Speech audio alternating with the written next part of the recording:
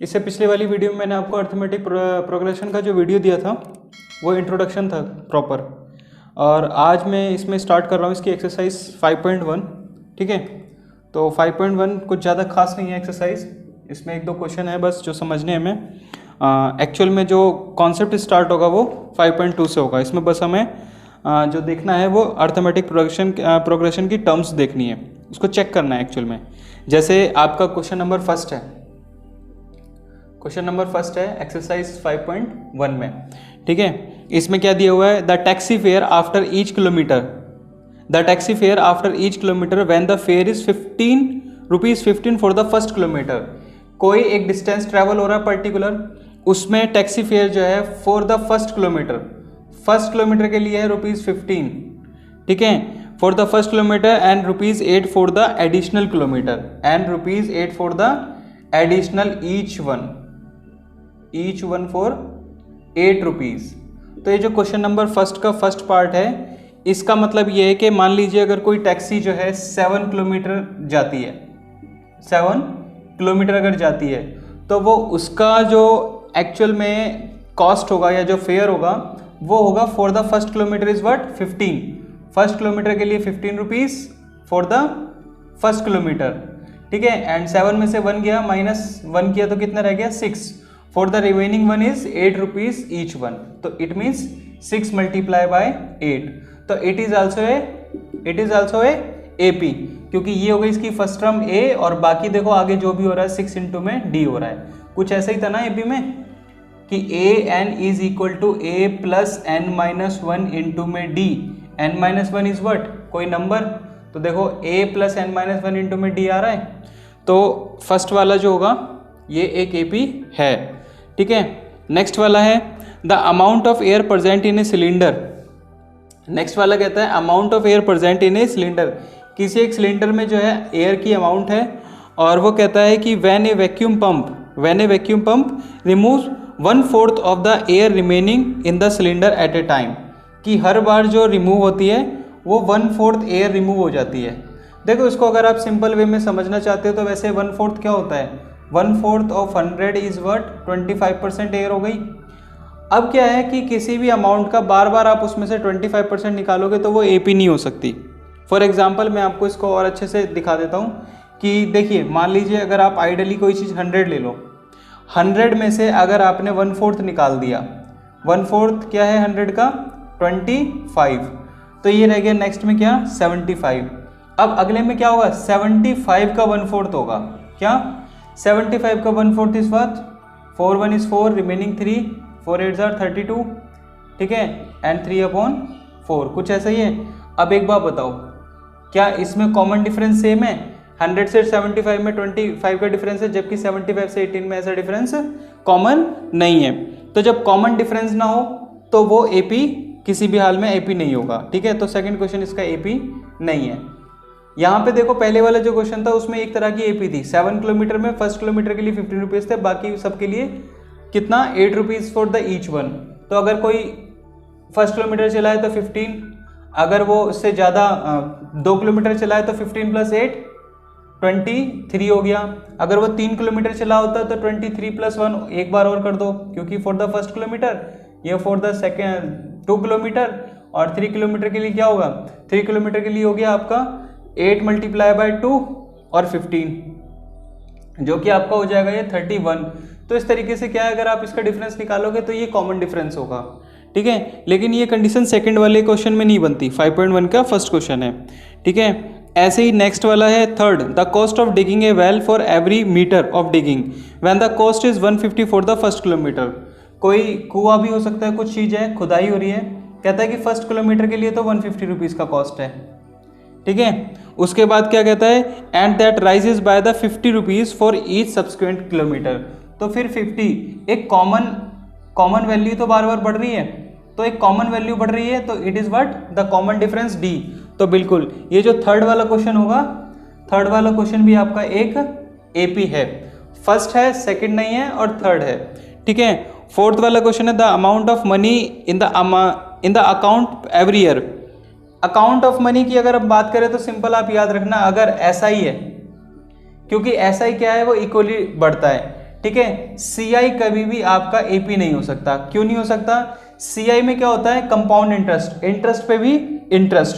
तो अगर मान लीजिए आपने किसी बैंक में 100 रुपीज़ दिए और वो बैंक आपको 5% का इंटरेस्ट दे रहा है या 10% का दे रहा है, तो 10% का इंटरेस्ट देने का मतलब है कि नेक्स्ट ईयर 100 में क्या हो गया? 100 प्लस इसका 10%, that is what? 110।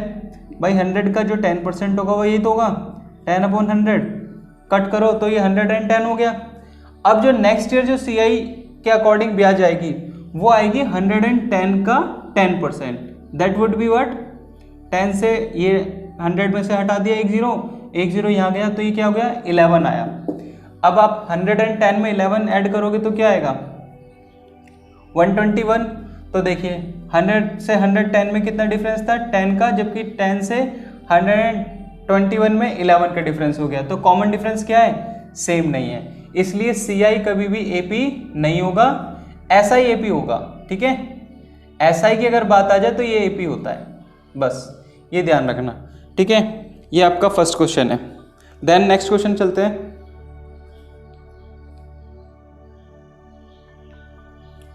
Next question है आपके NCERT 5.1 एक्सरसाइज, और इसमें क्वेश्चन नंबर सेकंड की अगर हम बात करें तो इसमें क्वेश्चन दिया हुआ है कि write the first four terms of an AP of the AP when the first term A and the common difference D are given as follows. इसमें आप कोई सा भी एक क्वेश्चन उठा सकते हो, 5 क्वेश्चन है। मैं इसमें से आपको फोर्थ वाला क्वेश्चन करके दिखाता हूँ इसमें। ठीक है, फोर्थ क्वेश्चन में A की वैल्यू गिवन है -1 है and D is equal to what? 1/2। ठीक है, तो इसके अकॉर्डिंग इसकी फर्स्ट 4 टर्म्स लिखनी है। जब हम AP लिख रहे थे आपको याद होगा पहली टर्म क्या थी? A, नेक्स्ट टर्म इसमें एक कॉमन डिफरेंस ऐड हो जाएगा, इसके बाद और एक और D ऐड होगा तो D प्लस D क्या हो जाएंगे? 2D। ठीक है, कुछ ऐसी बनती थी टर्म्स जो थी। ठीक है, और ये जो टर्म्स है ये सारी की सारी जो टर्म्स है किसके अकॉर्डिंग है? an is equal to a plus n-1 bracket में d, where n is the value, number की वैल्यू की कौन से नंबर की टर्म्स है। ठीक है, n इज नंबर्स। तो इस हिसाब से अगर 4 टर्म्स लिखनी है तो a plus d, a plus 2d और a प्लस 3d। तो ये 4 टर्म्स हैं। इन चारों टर्म्स को लिखने के लिए हमें करना क्या है? a की वैल्यू सिंपल -1 लिखी हुई है। ठीक है, नेक्स्ट वैल्यू में क्या होगा? a plus d, it means -1 plus half. भाई -1 प्लस हाफ क्या होगा? आप जानते हो अच्छे से, 2 यहाँ हो गया, -2 हो गया, ये 1 से 1, 2 को 1 से डिवाइड करेंगे तो 2 आएगा, उस 2 की मल्टीप्लाई ऊपर -1 में, -2 plus 1, -2 plus 1 is equal to what? -1/2। तो नेक्स्ट टर्म आ गई हमारी -1/2। इसके बाद क्या है? फिर इसमें d ऐड होगा, मतलब 2d।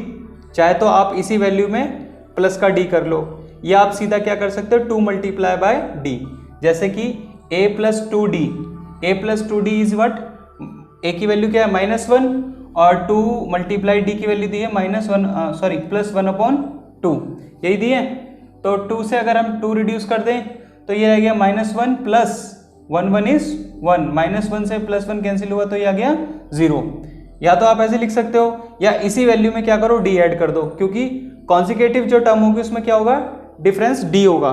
तो इस हिसाब से आप चाहते तो यहाँ पे ऐसे भी कर सकते थे, कॉन्सिक्यूटिव कंडीशन में लिख रहे हो तो आप यहाँ से इसमें -1/2 में d ऐड करना था आपको, बस -1/2 plus half is overall what? 0।